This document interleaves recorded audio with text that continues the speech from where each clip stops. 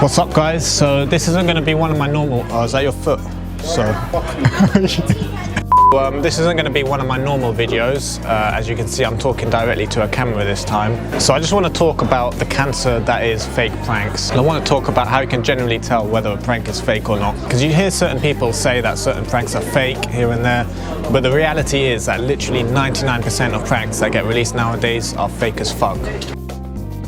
So why do people fake pranks? Well, that's a good point actually. The reason is because you can get more outrageous reaction, and then potentially your video gets shared more, and then you can get more views, and then you can get more money.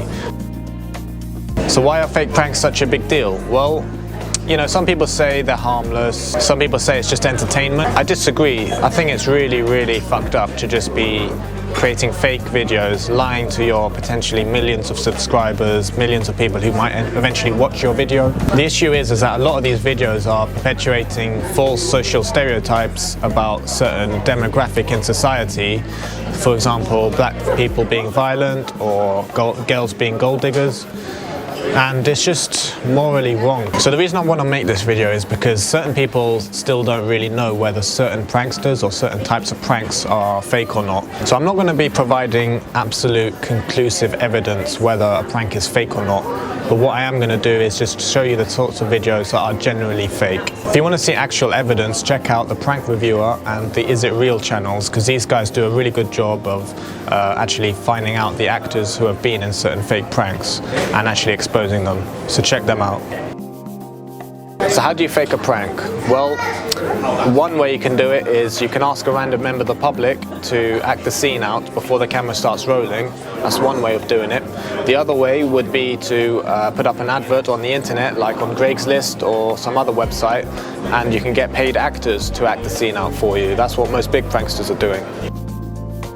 What are the key features of a fake prank? Well, the number one biggest indicator that a prank is fake is bad acting. You just need to look at the level of social interaction in the video, basically. If the prank is real, you'll see genuine emotions in people when they're getting pranked. So, for example, happiness, sadness, anger, confusion. You know, that stuff can't really be faked if it's genuine, and you can tell on a genuine video that stuff is real. Whereas in a fake video, that stuff is going to be fabricated and it's just going to be shitty acting. Even the guys that are paying actors on Craigslist, even those guys are not going to be that good of actors to really pull it off. They're not like Hollywood level actors, basically. In a stage prank, these emotions get escalated way too quickly. So for example, the guy will go up to the guy getting pranked, say something stupid, and then the other guy will get hostile way too quickly. And that never happens in real life. It always takes a bit of time for someone to escalate a violent reaction, basically. It doesn't just happen instantly. So this is some footage of a guy who stages all of his pranks by asking random members of the public if they would like to take part in a quick video. I know this because I actually bumped into him one time in London in the middle of him faking a prank. Hello, mate? Yeah, I'm just in London at the moment. Nah, I'm not okay. There's some bloody horrible smell, and I think it's the bloke stood next to me. You're fucking crazy. No, I'm not talking about you, mate.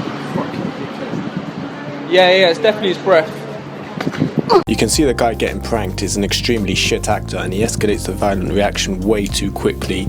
A random stranger would never get that violent to another stranger that quickly, unless they want drugs or they're drunk or something. If it was a real reaction, the guy would say something along the lines of, hey, why are you saying that about me? Before actually getting gradually more angry or more violent. And a violent reaction doesn't necessarily need to be physically violent. It can also just be verbally aggressive. Let's look at arguably the biggest cancer right now in the pranking scene, Joey Salads. Why do you have to do that in public? That's disgusting. Why is that okay, but that's not okay? Because that's hot, and that's just disgusting. So that's okay because it's hot, but this is not okay because it's something natural and you think it's disgusting? In a lot of his fake social experiments, a paid actor will pop up out of nowhere to play the role of a bad guy. So they'll give their negative, controversial opinion, and then they'll just be standing there or sitting there. Real life doesn't work like that. In real life, they might make a passing comment while carrying on walking, but very rarely will someone actually stop to have a debate like what happens in every single fucking video of his. Another thing to look out for is perfect camera angles. What that means is that the shot is perfectly clear. It's almost, directly in front of the person getting pranked. If that prank was real, the cameraman would have to hide in order to get a successful scene.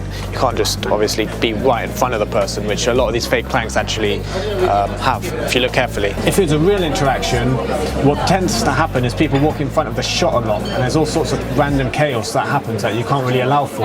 In so many of his videos, you can blatantly tell that the camera is set up in a fixed position. In other words, it doesn't turn or move around as it would need to if the prank was real, because surprise, surprise, people in real life actually move around and behave unpredictably. It's also a massive indicator that it's fake, that the guy just casually strolls into the shot in a perfect setup.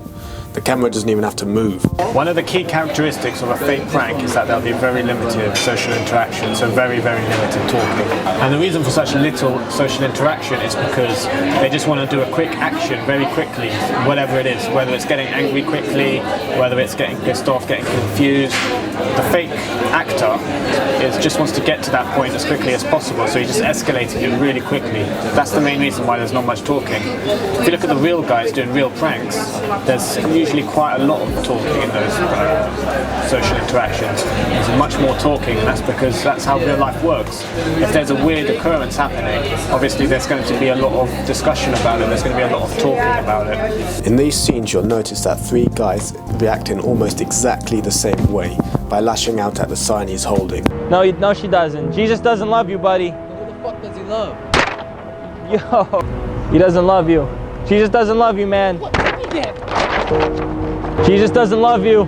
Fuck you, Jesus love everybody, homie. Jesus, Get out of here. What's your problem? you know, the ironic thing is that these people support the teachings of Jesus, but they don't act like it. Again, they act way too violently, way too quickly. He then has the audacity to give us his 2 cents from the moral high ground he's patronisingly perched himself on. The irony, of course, is that he's the biggest scumbag by lying to all the people watching his video and portraying a warped perspective about how reality works. And then, of course, BuzzFeed and SoFlo Antonio and all those other cancerous websites will share the fuck out of these videos. And in the end, everyone just ends up being slightly more misanthropic. So in these hood pranks, they're all fake, by the way, you can see that these kind of pranks where they're trying to bait these violent reactions, no one acts like that in real life. No one acts so aggressively, so instantly. It always takes a bit of time to gradually build up the aggression. No one gets aggressive that quickly, especially that many people that you'll see in these videos. No one, no matter what race they are, acts like that. What these guys do is they pay random guys in the hood to act violently for them, for the camera, and then they pass that off as a prank.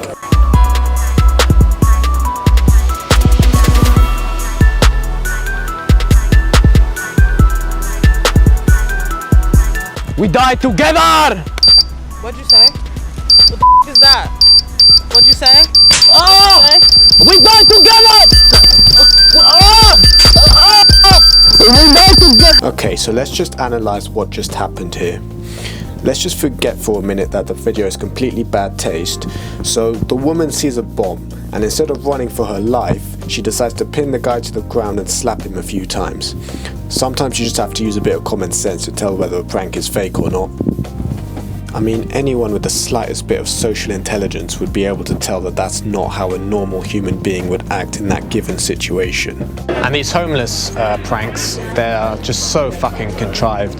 I mean, they're just basically abusing their position in terms of the fact that if they just give a little bit of money or help the homeless out a little bit, then they'll obviously make a lot more money and views from the actual video that they end up releasing. And you've got the fake social experiments, you know, people like Joey Salads, Fusitu, Kobe Person, Octavia are doing that shit now.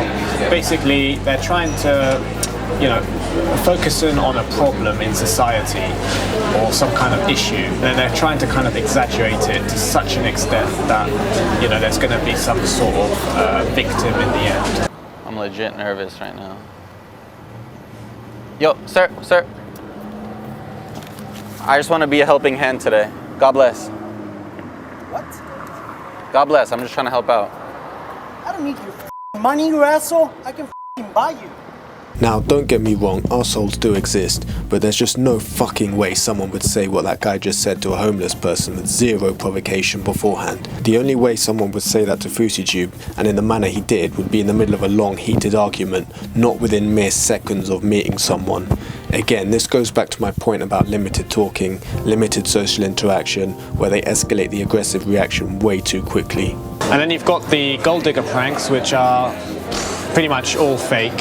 The issue with these is that they're creating this false stereotype that all girls only care about money, which is obviously not true. And the guys are just profiting on a false stereotype that just has no place in society. And then you've got scare pranks, which vast majority of those are fake. The ones that are done at night especially, where a guy, dresses up as a clown and then runs after people.